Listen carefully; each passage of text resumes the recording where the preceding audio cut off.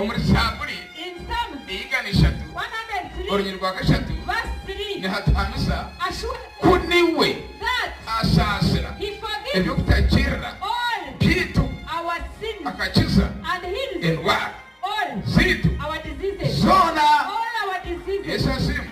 Amen. Haleluya.